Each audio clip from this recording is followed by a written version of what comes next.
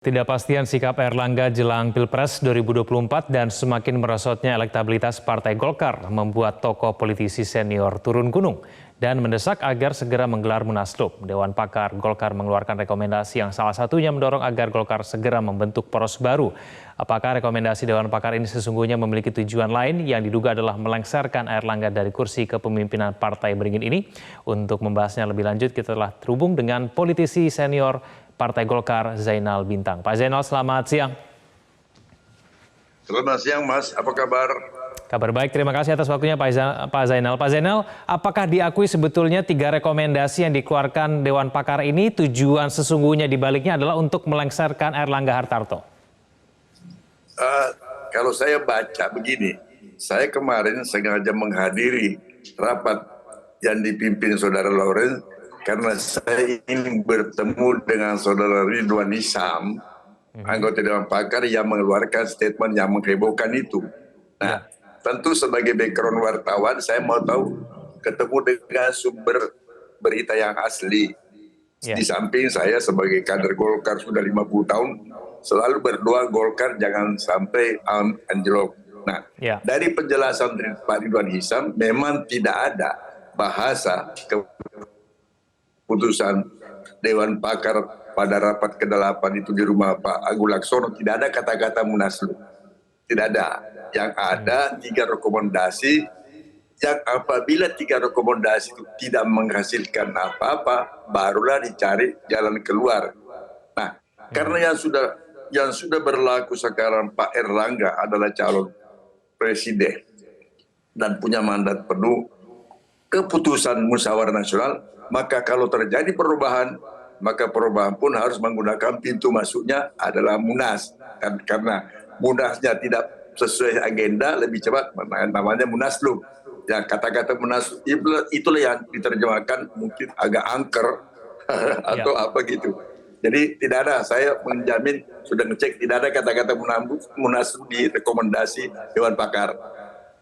Oke, baik. Pak Zainal, tapi bukankah kemudian kalau tidak dijalankan 3 rekomendasi itu, maka Munaslup itu akan didorong supaya kemudian diselenggarakan. Nah, kita akan bahas itu usai jeda. Pak Zainal, jangan kemana-mana, pemirsa, kami akan kembali usai jeda yang satu ini.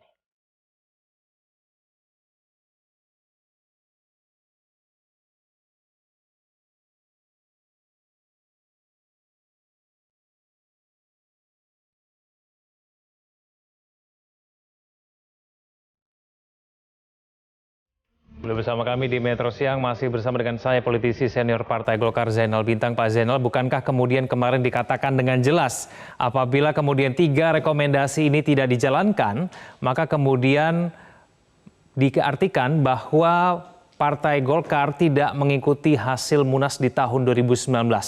Dengan demikian apabila Erlangga tidak menjadi capres, maka hasil Munas dilanggar, maka perlu dilakukan Munaslup untuk mengganti Ketua Umum Partai Golkar dengan figur yang lain. Ya, itu mekanisme itu betul. Seandainya Pak Erlangga tidak melaksanakan amanat Munas 2019 dan 2020 itu tidak maksimal, maka mereka kader Golkar cemas apabila tidak ada perubahan peningkatan elektabilitas baik partai maupun Pak Erlangga sendiri. Mereka ngeri kalau terjadi lagi penurunan suara Golkar. Suara Golkar kan waktu pertama kali pemilu kan 127. Sekarang di pemilu kemarin 2019 sisa 85. Jadi mereka khawatir kalau tidak ada upaya-upaya melakukan inovasi peningkatan kegiatan yang menarik, itu yang mereka khawatirkan. Nah, tentunya semua ini terpulang kepada Pak Erlangga karena beliau mandatarisnya. Dia menang. Cuma itu tadi syaratnya ada deadline, yaitu rekomendasi Dewan Pakar mengusulkan agar Pak Erlangga segera membentuk suatu poros baru yang kira-kira marketable, bisa laku, tapi sebaiknya paling lambat dalam bulan Agustus. Karena kalau sudah terbentuk poros baru Agustus masih ada Pak Erlangga di dalam, masih oke, berarti tidak ada munas karena tidak ada pergantian. Nah, Agustus dibentuk, September bekerja, Oktober sudah pendaftaran calon di KPU. Nah ini waktu yang sangat pendek, menurut saya itu adalah batasan daripada regulasi. Baik, Pak Zainal. Bukan ciptaan Dewan Pakar, bukan ciptaan, ya. Pak Zainal, tapi menurut Anda Jadi apakah Partai Golkar bisa menang apabila menjalankan 3 rekomendasi ini?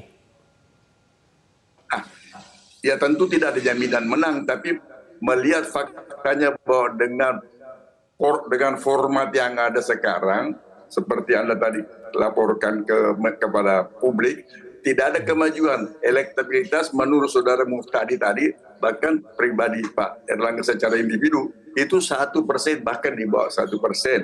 Golkar terus kira-kira 8-6%. Nah, ini yang dicemaskan Dewan Pakar. Sekalipun Dewan Pakar, anggota Dewan Pakar memang tidak punya kewenangan memerintahkan munas, tidak ada. Tetapi dia sebuah lembaga formal dibentuk Partai Golkar untuk memberi masukan-masukan. Masukan dari mana? Para anggota Dewan Pakar itu adalah mantan pengurus Golkar, ada mantan DPR, ada mantan menteri, ada mantan segala macam. Jadi memiliki komunikasi dengan masyarakat. Itu yang direkam, kemudian dirumuskan dalam rapat pada pada di rumahnya Pak Agung Laksono. Ya. Ujungnya itulah yang menjadi satu polemik apabila, nah ini ada kata bila, ada kata apabila rekomendasi tidak bisa terlaksana dengan otoritas yang dimiliki Pak Erlangga, otomatis harus ada perubahan.